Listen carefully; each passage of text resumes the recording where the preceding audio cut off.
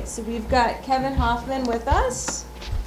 Turns out he was in the movie. You guys recognize him? Yeah. Hair's a little longer. And Farrell? Yeah. We'll see if Anna comes back and we can ask her some questions, but this is the Q&A portion of the morning. So yeah. So, do we need these? Yeah, we do? Okay, let's get comfortable. All right. So how'd you get involved with the project? So I knew Andrew. Andrew Wonder is the director. He unfortunately was not able to make it, so I'm here to represent the film. But basically, we took a class together. We do a workshop in New York every once in a while where directors direct the actors in front of the class, and then we kind of talk about the collaboration and feedback and all that. So he directed me in a scene from Tootsie, and then he wrote this part for me, and then we collaborated. So I've known him for about 6 years now, so Okay. so we're pretty close. Nice. There she is, Hannah. That's okay. Great. Hi. This is Anna Sang Park. She directed and wrote, yes, Mrs. Cho? I love So I have a quick question for you, Anna. Sure. My big takeaway from your film was the extreme efficiency of that story, and I'm just curious: was that a goal in telling the story? Did you want something to be done very concisely? Was it a product of other reasons? Yeah, well, I've been a filmmaker for a while now, and that's something that I'm really striving for, precision. And I watch a lot and I read a lot, and I think for me to grow as a filmmaker, I'm just trying to use the most concise language narratively to get to the core of the feelings and what I want to say. And I feel like there's a lot of excess out there, just in everything, including in narrative, emotional storytelling. And that's something I'm working on very seriously, and this is sort of a beginning of a trilogy and anthology of this family that I'm telling in chapter format. Nice. Okay, so I've led with a couple of questions. Does anybody have questions for either Anna or Kevin? Come on. Well, I would love to make an observation, Anna, from your film, something that, like, there's a couple of really stark images that really sit with me. And notably the red ashtray is really emblematic in a way. But when the father returns home and the children are sleeping in the hallway, his brief touch on his son's back as they're walking through the door was like so, it carried so much in terms of like this really controlled affection, like really controlled and very deep. It was like the one moment of affection that was really recognizable in the film. And that like this was a huge takeaway for me, and I appreciate what you're saying about the economy of imagery, because that like spoke volumes in just a second. Thank you. I also want to address that, obviously it's a fictional piece, but in Asian American culture, addiction in any form is not generally addressed very well. And there's my husband, who's also a filmmaker and who was here 3 years ago with another film, Eric McGinty, who's here. He sent me an article this week about, Huff posted an interesting piece about Asian American youth addiction with narcotics in LA. And that's a good piece to check out if you're at all interested. But it talks about how generally in our culture we hide, and the sense of shame is so strong. And I also wanted to address that a bit in this film about how shame carries physicality, and the characters are quiet because of that, but also that moment that you're talking about is probably the only tender moment within this very short story. So if that resonates, I'm really touch. Thank you. I'm curious, when you make a film that is that economical and concise, is it written, how do I ask this? Was there more to the story that we didn't see that you then edited out, or was it written as such? Well, this story was inspired by a family friend who also took her life, but 25 years ago, but not in the same way. But it was a story that stayed with me, obviously, a trauma that I think we all inherit trauma, and there's now more, hopefully, discussions about inherited trauma, intergenerational trauma. But this story sort of just really, I think, was in me for a long time and was taking time to come out. And now it's just really sort of coming out in all different sort of tangents in terms of sort of characters that are interrelated. Because it's not just about Mrs. Cho, it's also obviously about her family that's left behind with the trauma, and Mrs. Cho herself, who has inherited addiction. So it's a lot of things that I'm exploring. So I think that to answer your question, it was, it came out, it spilled out in me, but then I wanted to control it in a very precise language. But I also want to expand the bigger scope of it. So Anna mentioned that this is part of a trilogy. This would be the first. And are you already working on the next two pieces? Yeah, I'm just finishing up the second one, which is called Kyung-hee, which is from the point of view of her sister, who is now sort of the surrogate mother to the children. And this fall, winter, I will be filming sort of Mr. Cho, the father's point of view.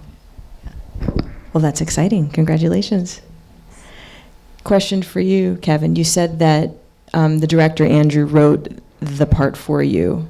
Yeah, he did, yeah. So were you involved in writing then some of the dialogue and how his character's part plays out? Yeah, so a little bit. The most of it was fairly scripted, and the pizza scene where we're in the pizza shop, that was actually, it was a scripted scene, but then Annapurna and I just kind of went off on our own tangent there, and so everything you saw wasn't scripted in that scene specifically. But yeah, as far as like the pre-production process goes, like yeah, we definitely were bouncing back and forth. I did a lot of things with music, just given Moondog and everything. So he used a lot of aspects of that as far as the pre-production process, and so a little bit, yeah. Does anybody have a question for either of these two?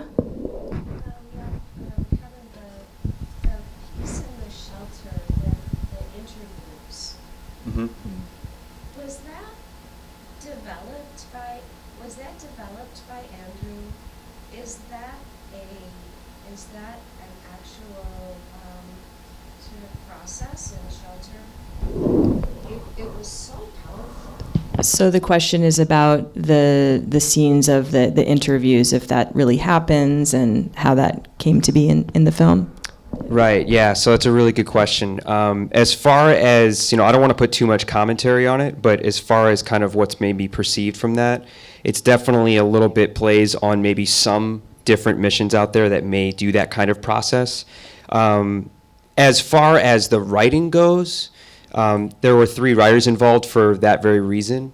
So he really wanted, a lot of it started with Andrew, but then Jason Mendez, who's also a very close collaborator with Andrew, got involved for a lot of that as well.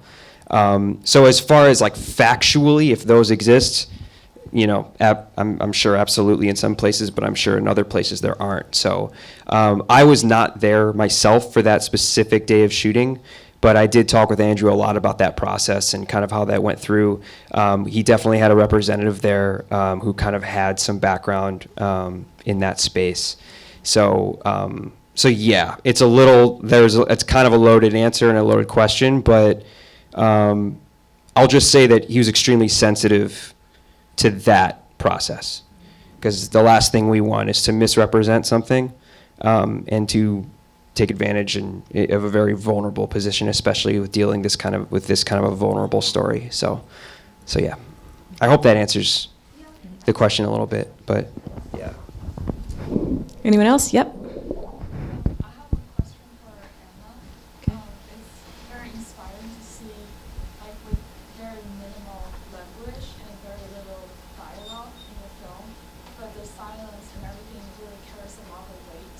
Could you talk a little bit about how do you balance that? Is there like a decision that you made in the writing that you don't want any dialogue, or is that something that you're trying to play with and experiment in the next two films as well?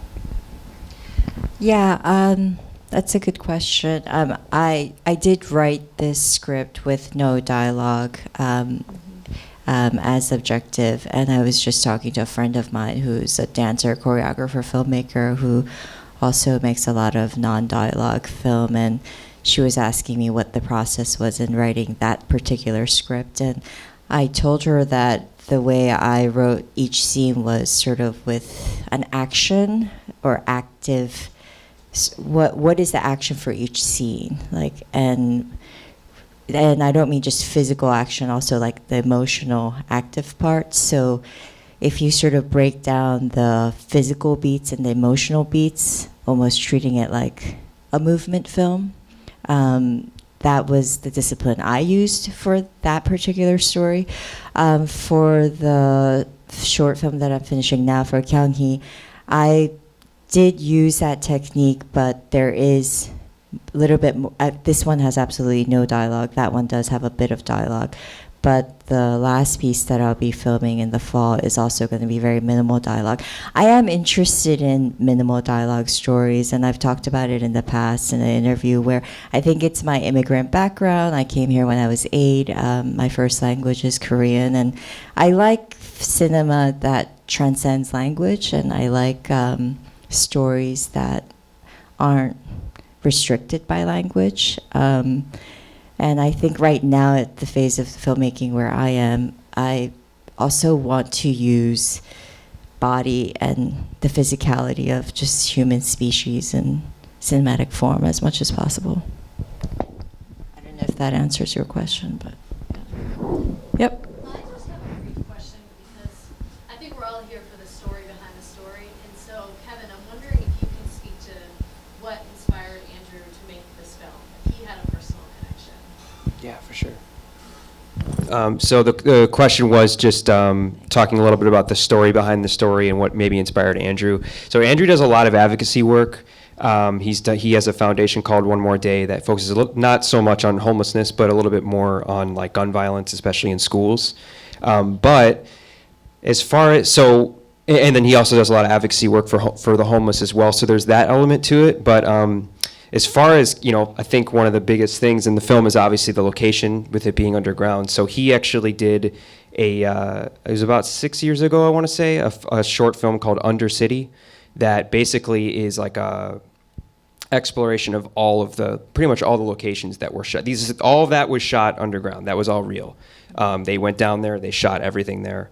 And in that experience, he has met a lot of homeless people, or maybe not necessarily homeless, but just people that happen to be, that maybe live down there or go down there. And so it's kind of in his DNA, that kind of world, the Undercity world.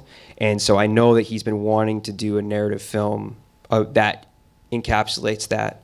And just given some of his other advocacy work, I think that he really wanted to obviously use that subject to explore that. So yeah, that's definitely his inspiration as far as this story and why he wanted to make that film. He's very much he's a very, very, very passionate philosophical person. He's always going to be exploring very, very human, for not to be corny, but very feral elements. So I think using this landscape was extremely comfortable for him to do that. And yeah, he does it in all of his work too. But yeah. Take one more question for these guys. No one? Anyone? Anything next on Andrew's plate that maybe you would be involved with, or? Nothing I'm involved with per se. I am developing a couple short films myself that he's kind of always been like my mentor, so that's kind of why he asked me to be here. But he is working on a documentary feature right now, actually. I don't know the specific, I just know that it explores a lot of like carnival and like state fair culture. So he's working on that right now. And yeah, so. And you're both on the film festival circuit, clearly. Yeah, it's been nice to come back to Middlebury. This is a great film festival. Yeah. Okay, well, thanks to you both for joining us. Thanks to you all for sticking around and engaging, and we'll see you at the next screening. Thank you.